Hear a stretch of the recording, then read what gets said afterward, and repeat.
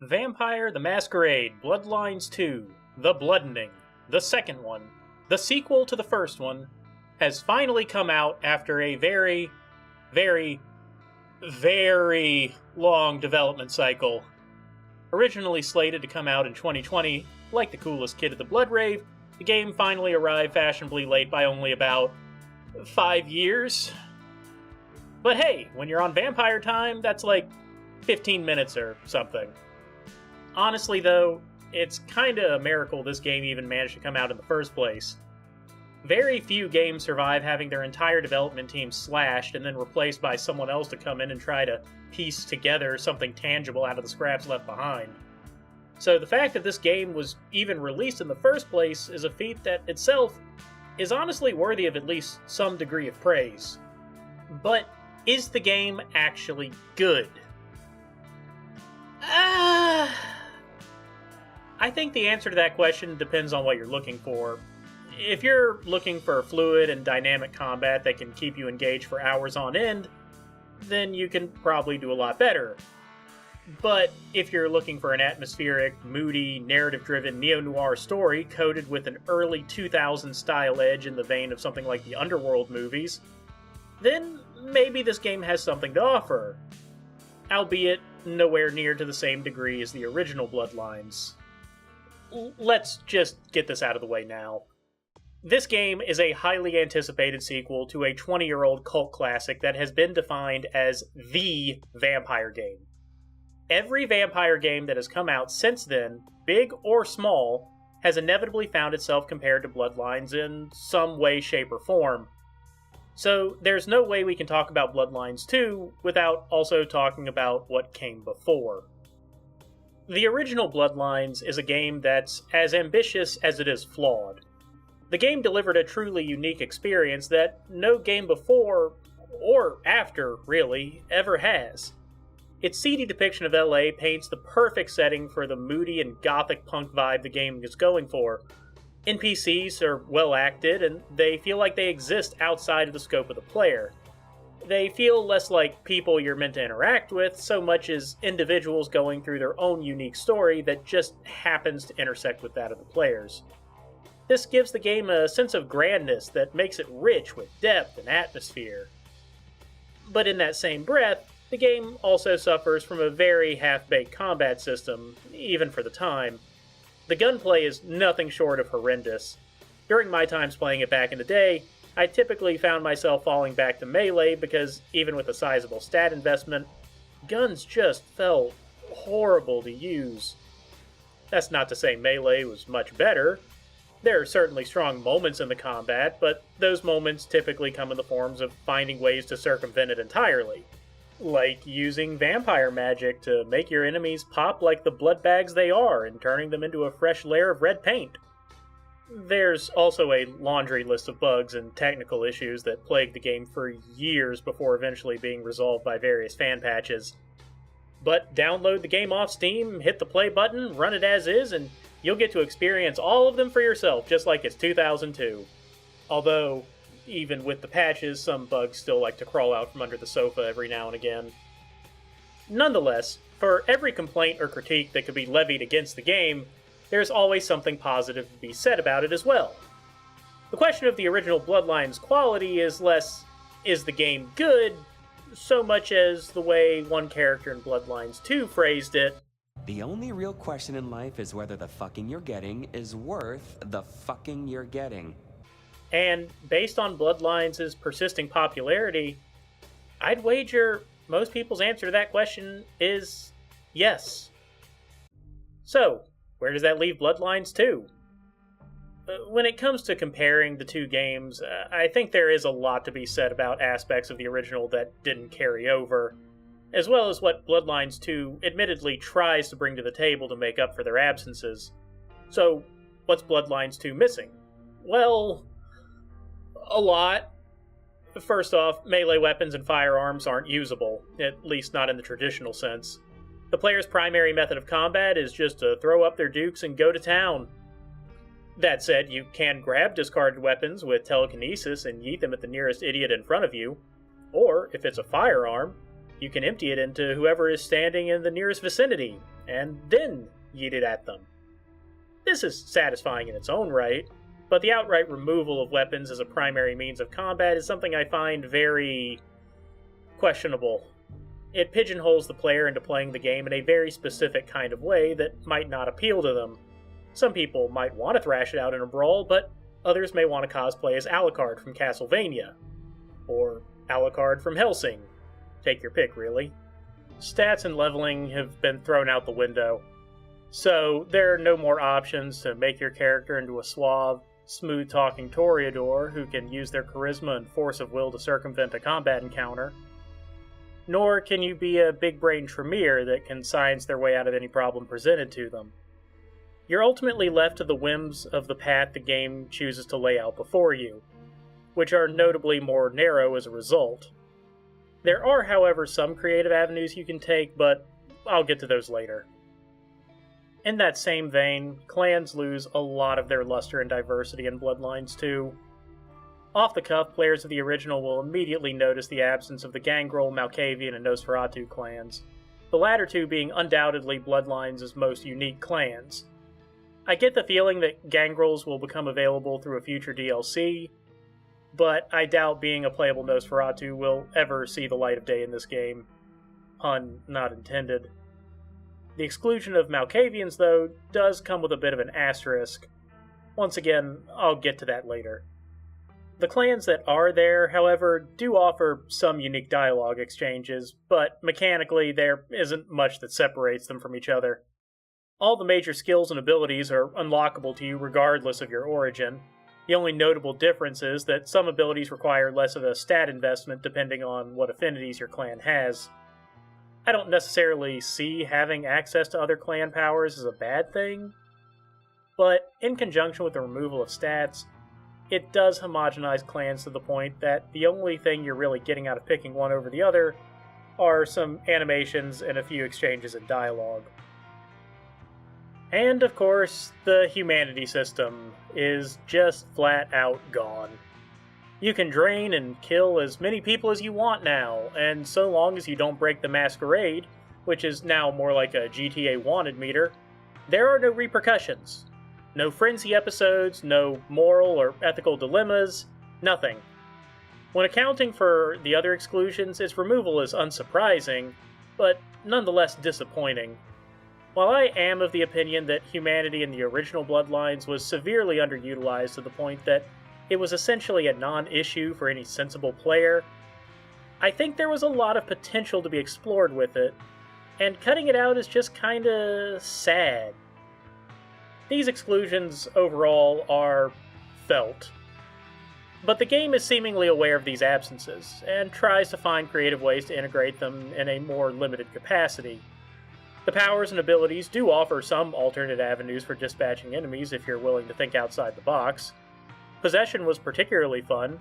Jumping into someone's head and then having them either shoot their friends or hop off the nearest ledge never got old. It also has a degree of utility outside of combat.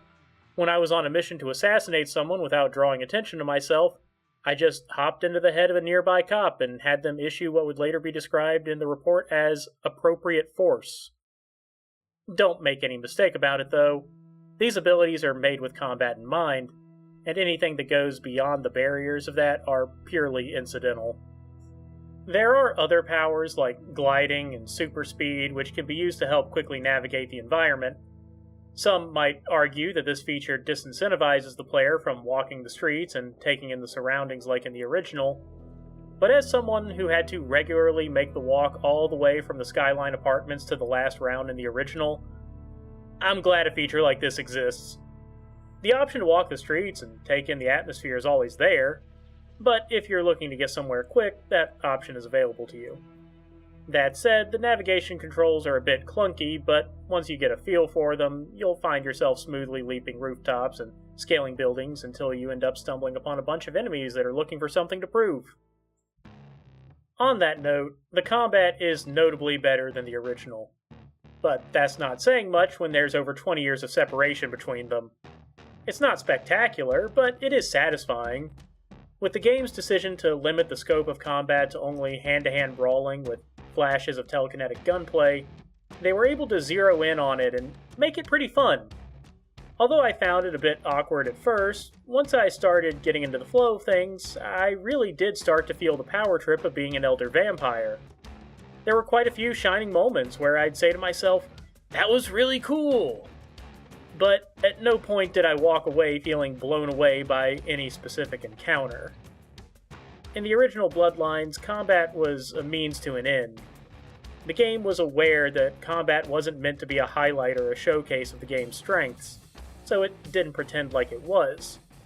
Bloodlines 2, on the other hand, likes to lean into it, and I think it manages to find just the right amount of exposure. By the end of the game, I hadn't yet found myself feeling like the combat had become too repetitive or too tedious. Had I given it another 5 or 6 hours, I think I'd have started to feel the burn, but the game fortunately managed to reach its end before that happened. But combat is just one aspect of the game. Something that still holds up for the original Bloodlines is its writing and its voice acting, and the Chinese room certainly had big shoes to fill when it came to that. I'm the finger down your spine when all the lights are out, and the name on all the men's room walls. When I pout, the whole world tries to make me smile, and everyone always wants to know who is that girl. God damn, Jimmy. This some serious gourmet shit. Me and Vincent would have been satisfied with some freeze-dried Taster's Choice, right? And he springs this serious gourmet shit on us. What flavor is this? Knock it off, Julie. What we got, I think, is pretty good. Although the opening seconds of the game had me worried when I found myself being awakened by a bad voice actor. Hey, are you okay? Frank, there's someone hurt down here. Get someone on that radio. My concerns were pretty swiftly dispelled once I got to hear from the real characters. Everyone has their own unique cadence and personality that makes them stand out from one another. Play any random audio clip from any of the characters, and I'd be able to identify them on voice alone. Not just because of their vocal performances, but because of the distinct nature each of them exudes as characters. The one you'll probably be hearing from the most, though, is Fabian. Fabian is an old-fashioned detective straight out of a 1940s noir film. He's also a Malkavian, so he's batshit insane. Last time I looked, it was 2024. It was still 2024. No unexpected time jumps, which was only a mild disappointment. But he masks it well. He's also stuck inside your head for some reason, and he regularly talks to the player, with Fabian providing commentary on the events of the story as they unfold. Upon first learning about this, my eyes rolled so far into the back of my head that I could see my prefrontal cortex because it felt like the game was just trying to ape Johnny Silverhand from Cyberpunk. But, much like my early concerns with the voice acting, those worries were washed away once I realized that the similarities were far and few between.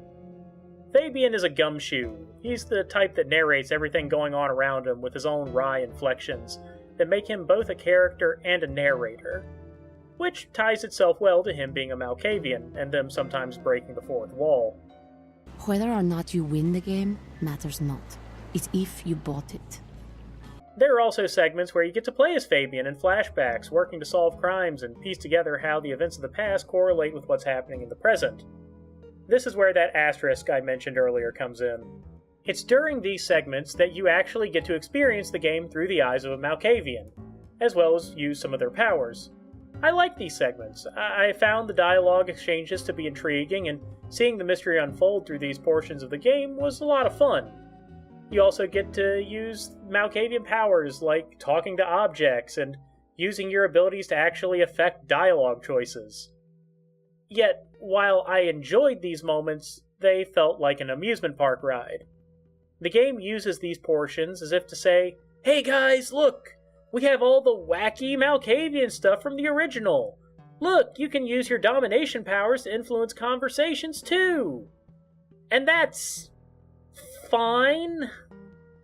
It's cool that it was included, but the beauty of the original Bloodlines was that the Malkavian experience wasn't a guided tour. It was a maze. The average player could do 3 different Malkavian runs and come out seeing something new each time. Here it is deliberate. Everything is, ironically enough, neat and ordered. You experience these oddities exactly when and how the game intends for you to experience them, instead of allowing you to just more organically stumble across them. But when those segments come to an end, you're brought back to your player character, the Nomad. There are some who call me the Nomad. You may call me Fire. Or Fire, spelled with a PHY, is who you'll be playing as. And Fire is a very large departure from the player character in the original Bloodlines, and in many ways, I actually kinda like what they did with them. In the original Bloodlines, you were just a chump who had a bad one-night stand that ended with you getting thrust into a world of vampire politics that was far too happy to use you as one of its pawns. Fire, however, is very far from that. Fire is an elder, and for those of you who aren't familiar with the Vampire the Masquerade lore, an elder is not someone you want to fuck with. Anyone younger than them doesn't stand a chance when fighting against them, and anyone older than them is already dead. So, needless to say, while your character might not be the most influential person in the game, they are someone that everybody wants on their side. And this is something that's kind of refreshing. It's one of those moments where the framing really does make a difference. You're still doing bitch work for people, don't get me wrong. You'll be running errands and taking down small nuisances and the like. Yet there is a pretense to it. It starts with a mutual understanding that both parties will benefit from Fire's help and involvement. Then, early in the game, Fire takes on a role where it would make sense for him to be going around Seattle solving other people's problems. You feel respected, and in a setting like Vampire the Masquerade, that's not something you find very easily. Additionally, while there isn't a character creator per se, there is character customization. However, this is only limited to hair, eye, makeup, clothing, and piercing options. There are no options for faces or skin tones, which I think is kinda lame, but there is something here, at least. As a character themselves, though, Fire is fine. There's a degree of player input into how they present themselves, but generally speaking, they're the typical inquisitive player analog that spends most of their time asking questions more than they do engaging in conversations. They do engage from time to time, and those moments are noticed, but overall they're almost always going to be the least interesting person in the story occurring around them. How is the story anyways? It's good! It's not great, it's not spectacular, but it's good. I liked the characters I was supposed to like, I hated the characters I was supposed to hate, and there were more than a few twists and turns that took me by surprise. It felt like an authentic White Wolf story, and if you pay enough attention, you'll notice several nods to the wider setting, giving you the sense that what's happening here is just a blip of a much grander world. I found the first chunk of the game to be very intriguing as I watched the story unfold. Then, after a major event, I was thinking to myself, wow, this is getting pretty good. I can't wait to see what the other hubs have to offer. But then the game surprised me again. Before moving on to a new area for a change of scenery, there was another major event. Feeling the momentum building up, I was really excited to see where else in Seattle the story was about to take me. Only that new hub never showed up. The story just kept on trucking along, never moving on from those same 5x5 square of city blocks. For all the atmosphere they try to inject into the map, after running up and down it for 20 or so hours, what luster it might have once had is a well that's long since dried up by that point. This was also the point in time where I really started to notice this game's shortcomings. The side quests are a waste of time. 3 of the quest givers are for collectathons, 2 of them offer go here, kill these people quests, and the last one gives out fetch and delivery quests. They don't offer anything of substance, and while the quest givers are on their faces kinda interesting, the quests do nothing to give them more depth or really anything to work with. Overall, they can just be skipped entirely without any real consequence. The main quests are also just a series of missions where you fight your way through hordes of enemies, with only one of them being a very forgettable stealth-oriented mission. There's not really any diversity in what the game has you doing, which is yet another one of the strong points of the original Bloodlines that this game is missing. Then there's the endings. Oh boy, the endings. The endings are, to their credit, influenced by fairly nuanced decisions. It's less about pick this dialogue choice to get this ending and pick that dialogue choice to get that ending, so much as a be friendly to this group of people, but hostile towards that group of people to increase your likelihood of getting this particular ending. And that's true for pretty much all of them, except for one. Without getting into spoilers, around 2/3 of the way through the game, you're presented with a major decision.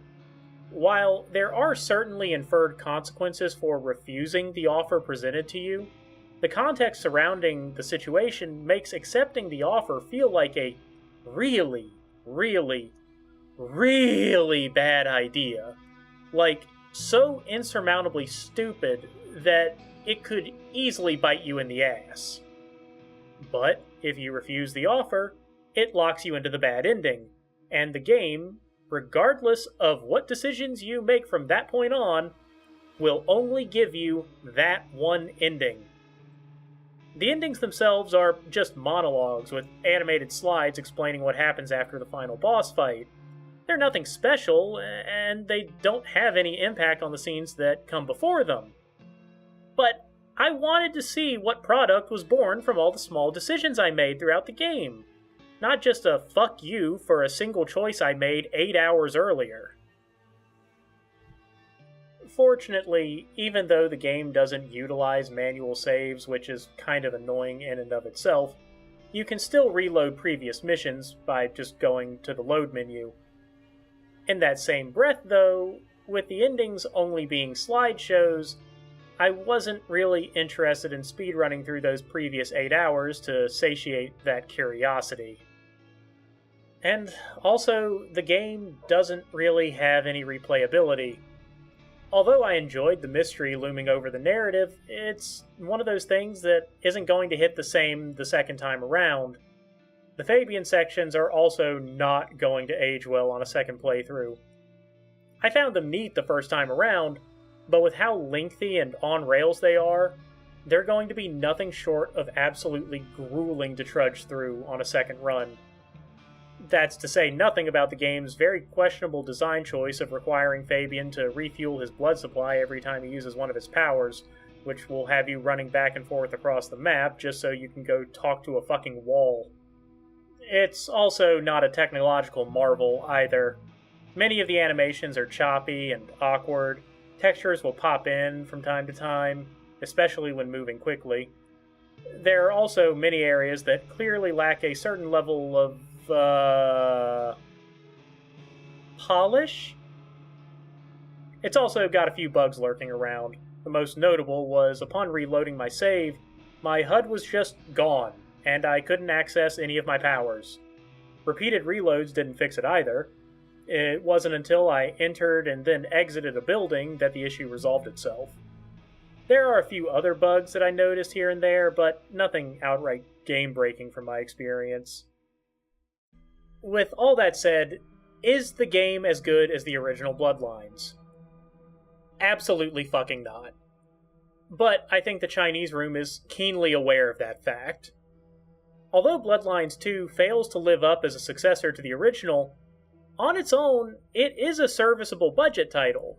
And if it had been treated as its own title like that, then I think opinions would have been far kinder to it. But, like it or not, this is Bloodlines 2. And while it isn't the game that anyone wanted it to be, fans or developers, I do hope that it finds at least some degree of success. The game was never going to be the game that fans wanted. And what the Chinese Room managed to deliver was cobbled together from the discarded bones of a build that was created by an entirely different development team. The fact that they were even able to make this game playable is just nothing short of astonishing.